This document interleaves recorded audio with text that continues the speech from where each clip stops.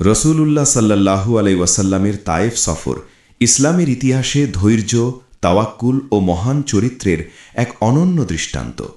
নবুয়াতের 10ম বছরকে বলা হয় আমুল হুজন, শোকের বছর, কারণ এই বছরেই তিনি হারান তার দুই মহান অবলম্বন, চাচা আবু তালিব, যিনি বাহ্যিকভাবে তাকে রক্ষা করতেন, এবং প্রিয়তমা স্ত্রী খাদিজা রাদিয়াল্লাহু আনহা, যিনি ছিলেন তার মানসিক শক্তি, সান্ত্বনা ও প্রথম বিশ্বাসী। এই দুজনের ইন্তেকালের পর মক্কার কুরাইশরা নির্যাতনের মাত্রা আরও বাড়িয়ে দেয়। এমন কঠিন পরিস্থিতিতেও রাসূলুল্লাহ সাল্লাল্লাহু আলাইহি ওয়াসাল্লাম দাওয়াতের কাজ থেকে বিরত হননি, বরং তিনি নতুনভাবে ইসলামের বার্তা পৌঁছে দেওয়ার উদ্দেশ্যে তায়েফের দিকে রওনা হন। এটি ছিল তার কৌশলগত দাওয়াতি পদক্ষেপ, কারণ তায়েফ ছিল একটি গুরুত্বপূর্ণ ও প্রভাবশালী শহর। কিন্তু সেখানে গিয়ে তিনি যে আচরণের সম্মুখীন হন তা ছিল অত্যন্ত বেদনাদায়ক। তায়েফের নেতারা তার দাওয়াত প্রত্যাখ্যান করে এবং উচ্ছৃঙ্খল লোকদের দিয়ে তাকে উপহাস ও পাথর নিক্ষেপ করায়। এতটাই আঘাতপ্রাপ্ত হন যে তার শরীর রক্তাক্ত হয়ে যায়। মানবিক দৃষ্টিতে এটি ছিল চরম অপমান ও যন্ত্রণার মুহূর্ত। তবুও এই কঠিন পরিস্থিতিতে তার প্রতিক্রিয়া ছিল ঈমান ও সাবরের এক অতুলনীয় উদাহরণ। তিনি বদদোয়া করেননি, বরং আল্লাহর কাছে বিনয় ভরে প্রার্থনা করেন, হে আল্লাহ, আমি আমার দুর্বলতা, অসহায়ত্ব এবং মানুষের কাছে আমার অপমানের কথা তোমার কাছেই অভিযোগ করছি। এই দোয়া আমাদের শেখায় যে কষ্টের মুহূর্তে বান্দার আসল আশ্রয় একমাত্র আল্লাহ। রাসূলুল্লাহ সাল্লাল্লাহু আলাইহি ওয়াসাল্লাম যখন মক্কার নির্যাতনে চরমভাবে অবরুদ্ধ, তখনও তিনি দাওয়াতের কাজকে থামিয়ে দেননি, বরং মানবিক সব অবলম্বন হারানোর পরও তিনি আল্লাহর উপর পূর্ণ ভরসা রেখে নতুন সম্ভাবনার সন্ধানে তায়েফের উদ্দেশ্যে রওনা হন। তার সঙ্গে ছিলেন প্রিয় সাহাবী ও পালক পুত্র যায়েদ ইবনে হারিসা রাদিয়াল্লাহু আনহু। দীর্ঘ পথ পায়ে হেঁটে অতিক্রম করা তার আন্তরিকতা, ত্যাগ ও দাওয়াতের গুরুত্বকে স্পষ্ট করে। তায়েফ ছিল সাকিফ গোত্রের শক্ত ঘাঁটি এবং আরবের একটি প্রভাবশালী নগরী। কৌশলগত দিক থেকে সেখানে ইসলামের দাওয়াত গ্রহণযোগ্য হলে তা দাওয়াতের বিস্তারে বড় সহায়ক হতো। তাই তিনি প্রথমে শহরের প্রধান 3 নেতা আবদ ইয়ালিল, মাসুদ ও হাবিবের কাছে যান। তিনি তাদের সামনে অত্যন্ত শান্ত, যুক্তিপূর্ণ ও আন্তরিকভাবে তাওহীদের আহ্বান তুলে ধরেন। কিন্তু তাদের প্রতিক্রিয়া ছিল বিদ্রূপ ও অহংকারে ভরা। একজন বলেছিল, আল্লাহ কি তোমাকে ছাড়া আর কাউকে রাসূল বানানোর জন্য পাননি? এই উক্তি শুধু ব্যক্তিগত অপমান নয়, এটি ছিল আল্লাহর নির্বাচনের প্রতি অবজ্ঞা। কোরআনেও দেখা যায় অবিশ্বাসীরা প্রায়ই নবীদের সম্পর্কে এ ধরনের প্রশ্ন তোলে, আল্লাহ কি আমাদের মধ্য থেকে তাকেই বেছে নিলেন? সূরা আল আনআম আয়াত 53। এটি মানুষের অহংকার ও সামাজিক মর্যাদাবোধের প্রতিফলন। তারা ভাবত, নবুয়ত যদি সত্য হতো তাহলে তা কোনো ধনী, প্রভাবশালী বা ক্ষমতাবান ব্যক্তির উপর নাজিল হতো। অথচ আল্লাহ তাআলা নবুয়ত প্রদান করেন তাকওয়া, চরিত্র ও যোগ্যতার ভিত্তিতে, মানবিক মানদণ্ডে নয়। এই ঘটনার মধ্যে কয়েকটি গভীর শিক্ষা রয়েছে। 1. দাওয়াতের পথে মর্যাদাবোধের পরীক্ষা আসে। নবী সাল্লাল্লাহু আলাইহি ওয়াসাল্লাম ছিলেন সর্বোচ্চ মর্যাদার অধিকারী, তবুও তিনি অপমানিত হয়েছেন। এটি প্রমাণ করে যে আল্লাহর পথে কাজ করলে অপমান বা প্রত্যাখ্যান ব্যর্থতা নয়, বরং তা নবীদের সুন্নাহ। 2. অহংকার হেদায়তের প্রধান বাধা। তায়েফের নেতারা সত্যের যুক্তি শুনেও অহংকারের কারণে তা গ্রহণ করেনি। কোরআন বলে, নিশ্চয়ই আল্লাহ অহংকারীদের ভালোবাসেন না। সূরা আন-নাহল আয়াত 23। 2. নিষ্ঠুর নির্যাতন ও পাথর বর্ষণ, ঈমানের সর্বোচ্চ পরীক্ষার মুহূর্ত। তায়েফের নেতারা শুধু দাওয়াত প্রত্যাখ্যান করেই থামেনি, তারা তাদের কুপ্রবৃত্তি ও বিদ্বেষের বহিঃপ্রকাশ ঘটায় চরম নিষ্ঠুরতার মাধ্যমে। শহরের বখাটে যুবক ও দাসদের উস্কে দেওয়া হয়, যাতে তারা রাসূলুল্লাহ সাল্লাল্লাহু আলাইহি ওয়াসাল্লামকে অপমান ও আঘাত করে। রাসূল সাল্লাল্লাহু আলাইহি ওয়াসাল্লাম যখন তায়েফ ত্যাগ করে ফিরে আসছিলেন, তখন রাস্তার 2 পাশে দাঁড়িয়ে তারা পাথর নিক্ষেপ করতে থাকে। এই দৃশ্য শুধু শারীরিক নির্যাতন নয়, এটি ছিল মানবতার এক করুণ অবনমন। পাথরের আঘাতে তার পবিত্র দেহ রক্তাক্ত হয়ে যায়, এমনকি রক্ত গড়িয়ে জুতার সঙ্গে জমাট বেঁধে যায়। তার সঙ্গী যায়েদ ইবনে হারিসা রাদিয়াল্লাহু আনহু নিজের শরীর ঢাল বানিয়ে তাকে রক্ষা করতে গিয়ে নিজেও আহত হন। এই মুহূর্তটি ইসলামের ইতিহাসে এক গভীর তাৎপর্য বহন করে, কারণ এটি দেখায় যে আল্লাহর সবচেয়ে প্রিয় বান্দাও পৃথিবীতে কঠিন পরীক্ষার সম্মুখীন হয়েছেন। কোরআনের নীতি হল, মানুষ কি মনে করে যে তারা শুধু আমরা ঈমান এনেছি বললেই তাদের ছেড়ে দেওয়া হবে এবং পরীক্ষা করা হবে না? সূরা আল আনকাবুত আয়াত 2। তায়েফের ঘটনা এই আয়াতের জীবন্ত ব্যাখ্যা।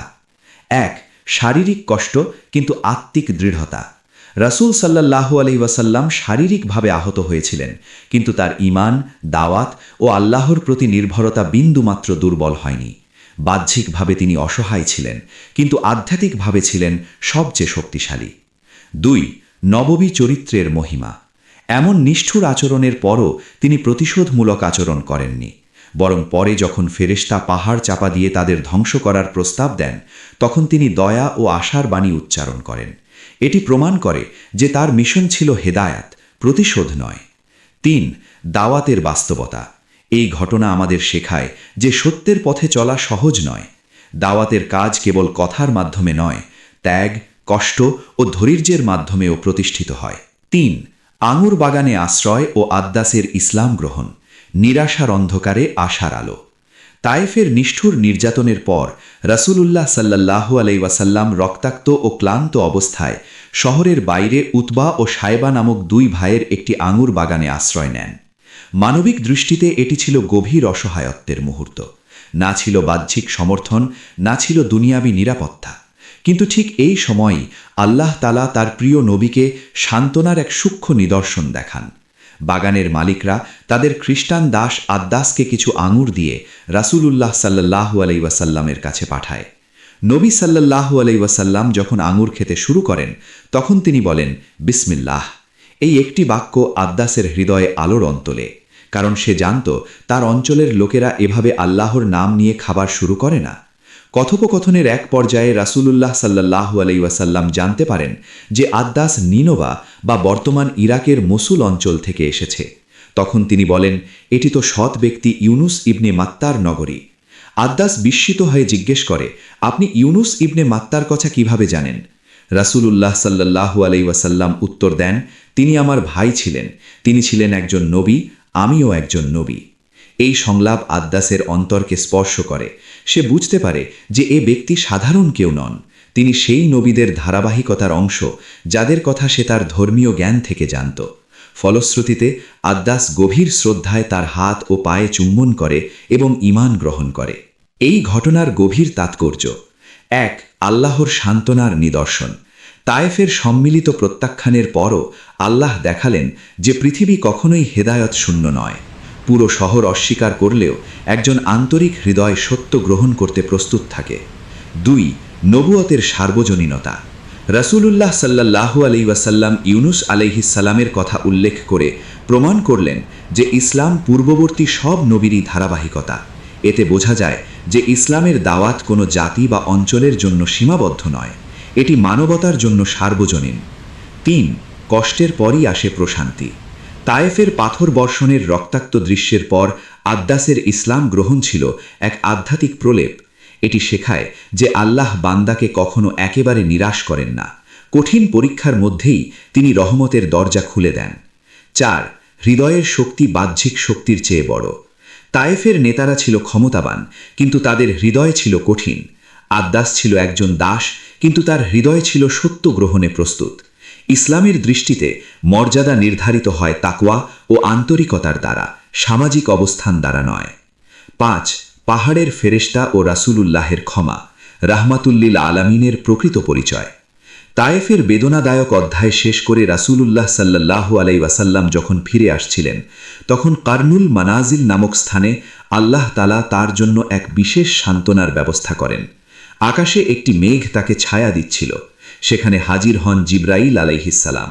তার সঙ্গে ছিলেন পাহাড়সমূহের দায়িত্বপ্রাপ্ত ফেরেশতা। ফেরেশতা সালাম জানিয়ে বলেন, হে আল্লাহর রাসূল, আপনি যদি আদেশ করেন আমি তায়েফের 2 পাশের পাহাড় একত্র করে এদের ওপর চাপিয়ে দিই, যাতে তারা ধ্বংস হয়ে যায়। মানবিক দৃষ্টিতে এটি ছিল ন্যায়সঙ্গত প্রতিক্রিয়ার সুযোগ। তাকে অপমান করা হয়েছে, রক্তাক্ত করা হয়েছে, শহর থেকে তাড়িয়ে দেওয়া হয়েছে। কিন্তু এখানেই নববীর মহান চরিত্র উজ্জ্বল হয়ে ওঠে।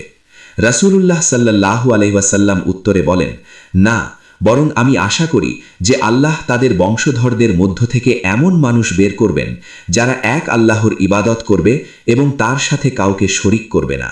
সহিহ বুখারী, সহিহ মুসলিম। এই ঘটনার গভীর শিক্ষা: ১. প্রতিশোধ নয়, হেদায়তই ছিল তার লক্ষ্য। তিনি প্রতিশোধ নিতে পারতেন, কিন্তু তার মিশন ছিল মানুষকে ধ্বংস করা নয়, মানুষকে বাঁচানো। তাই তিনি শাস্তির বদলে দোয়া বেছে নিলেন। ২. ভবিষ্যৎমুখী দৃষ্টি ও আশাবাদ। তায়েফের বাসিন্দারা তখন অবাধ্য ছিল, কিন্তু রাসূলুল্লাহ সাল্লাল্লাহু আলাইহি ওয়াসাল্লাম তাদের ভবিষ্যৎ প্রজন্মের মধ্যে সম্ভাবনা দেখেছিলেন। ইতিহাস সাক্ষী, পরবর্তীতে তায়েফের বহু মানুষ ইসলাম গ্রহণ করে এবং ইসলামের সেবায় আত্মনিয়োগ করে। তার আশাবাদ বাস্তবে পরিণত হয়। ৩. রাহমাতুল্লিল আলামিনের বাস্তব রূপ। কোরআনে আল্লাহ বলেন, আর আমি আপনাকে সমগ্র জগতের জন্য রহমত স্বরূপী প্রেরণ করেছি। সূরা আল আম্বিয়া, আয়াত ১০৭। তায়েফের এই ঘটনা সেই আয়াতের জীবন্ত ব্যাখ্যা। তার রহমত শুধু অনুসারীদের জন্য নয়, বরং শত্রুদের প্রতিও ছিল বিস্তৃত। ৪. ক্ষমা ঈমানের পরিপূর্ণতার নিদর্শন। ক্ষমা দুর্বলতার লক্ষণ নয়, এটি শক্তিশালী আত্মা ও আল্লাহর প্রতি পূর্ণ আস্থার প্রকাশ। তিনি জানতেন বিচার আল্লাহর হাতে, তাই তিনি নিজের আবেগকে নিয়ন্ত্রণ করে আল্লাহর পরিকল্পনার ওপর ভরসা রেখেছিলেন। ৫. শিক্ষা তায়েফ আমাদের কি শিখায়? তায়েফের ঘটনা কেবল একটি হৃদয় বিদারক স্মৃতি নয়, এটি ঈমান, ধৈর্য ও মহান চরিত্রের এক চিরন্তন পাঠশালা। প্রথমত, সত্যের পথে বাধা অবশ্যম্ভাবী। নবীদের জীবনই ছিল পরীক্ষায় পরিপূর্ণ। রাসূলুল্লাহ সাল্লাল্লাহু আলাইহি ওয়াসাল্লামের মতো সর্বশ্রেষ্ঠ মানুষও অপমান, নির্যাতন ও রক্তাক্ত কষ্টের সম্মুখীন হয়েছেন। তাই একজন মুমিন যখন দাওয়াত, ন্যায় বা সত্যের পথে বাধার সম্মুখীন হবে, তখন সে বুঝবে এটি ব্যর্থতার চিহ্ন নয়, বরং এটি আল্লাহর পক্ষ থেকে পরীক্ষা।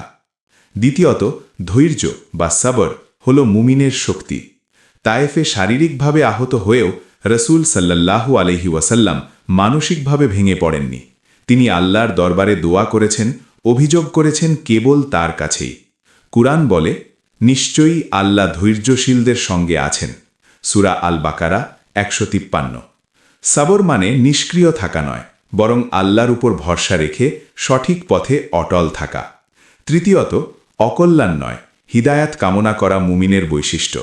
তায়েফবাসীরা তাকে রক্তাক্ত করেছিল, তবুও তিনি তাদের ধ্বংস চাননি, বরং তাদের বংশধরদের হিদায়াতের জন্য আশা প্রকাশ করেছিলেন। এটি আমাদের শেখায় বিদ্বেষের উত্তরে বিদ্বেষ নয়, বরং কল্যাণকামিতা ও দোয়া হওয়া উচিত একজন বিশ্বাসীর। চতুর্থত, আল্লাহর পরিকল্পনা মানুষের পরিকল্পনার চেয়ে শ্রেষ্ঠ। তায়েফে তাৎক্ষণিক সাফল্য আসেনি, কিন্তু পরবর্তীতে সেখানকার বহু মানুষ ইসলাম গ্রহণ করে। তাই কখনো তাৎক্ষণিক ফলাফল না পেলেও একজন মুমিন নিরাশ হয় না। সবশেষে তায়েফ আমাদের মনে করিয়ে দেয়, একজন সত্যিকারের মুমিন কষ্টে ভেঙে পড়ে না, অপমানে কঠোর হয় না, বরং আল্লাহর দিকে আরও বেশি ফিরে যায় এবং মানুষের জন্য কল্যাণ কামনা করে। এটাই নববী আদর্শ, এটাই ঈমানের সৌন্দর্য।